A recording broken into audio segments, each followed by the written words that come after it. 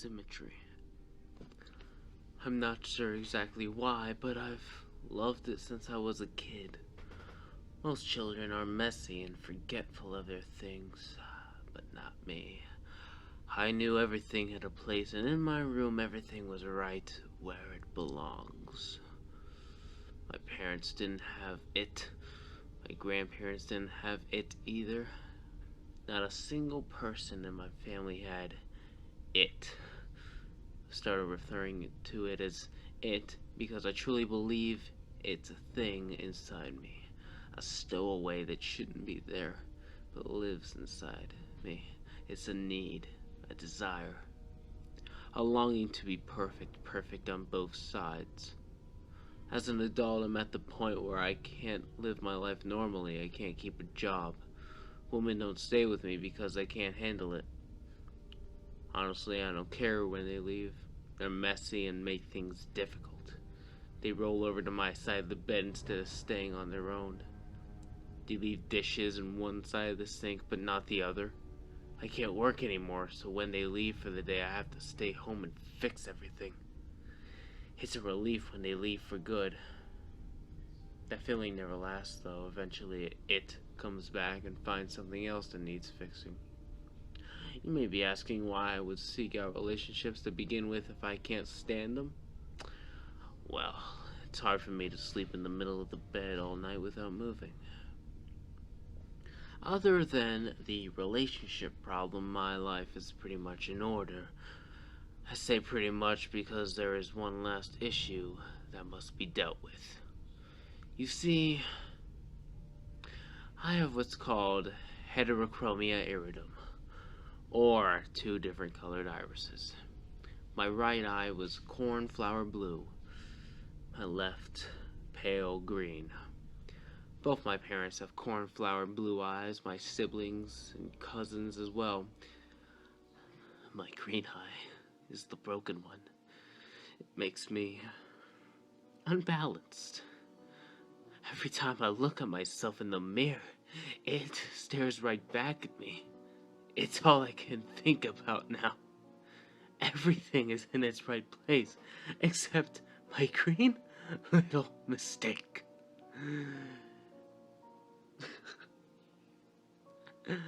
It didn't hurt at first. I dug the spoon under my eye. It didn't even hurt when it popped out and was hanging by my cheek. Was it shock that was keeping the pain away? Or was it it? I snipped the optic nerve and blotted the warm fluids that were streaming down my face. My vision being cut in half was a strange sensation. What was left of the dangling flesh I placed back in the now empty hole. I bandaged the wound, rinsed the spoon, and went to sleep. I woke up happy. I slept better than I had in years. It was finally done. I was fixed. I got out of the bed and stumbled to the bathroom. My body ached and my head was on fire. I flipped the switch in the bathroom and the light was blinding. I slowly removed the bandage that was soaked with blood and was sticking to my face like tape. When I looked in the mirror, my stomach turned.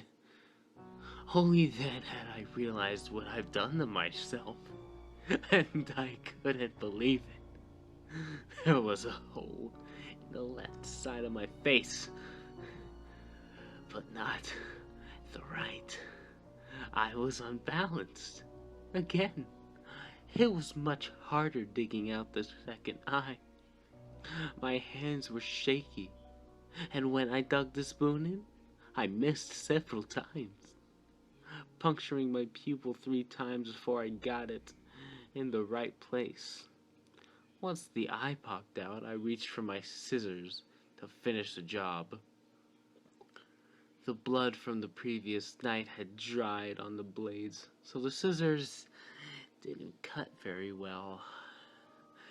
You know when you were a kid in elementary school and your teacher made you cut construction paper for art projects?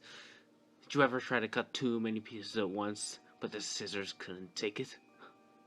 The blades would kind of fold over each other, and the paper would get pinned between them. That's what happened with my eye. The optic nerve was pinned between the two blades.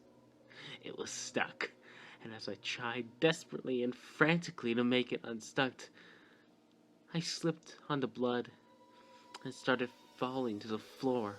Reflexes kicked in and I let go of my eye to try and break my fall with my hand.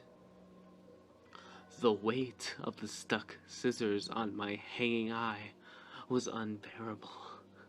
I knew I couldn't stand it long enough to make it to the kitchen to get a knife. So I pulled it straight out of my head. I felt the flesh tear from inside my skull.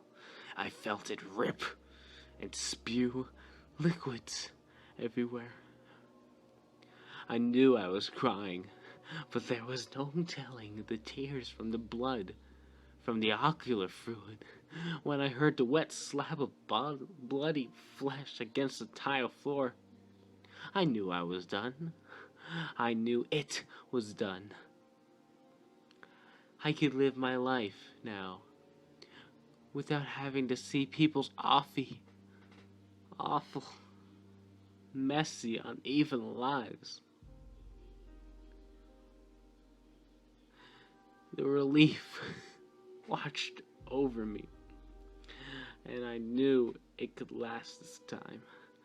I had never felt this way before, never had this much hope. As I laid in my bathroom on that cold, wet, sticky tile, I smiled for the first time in years. Dictated, but not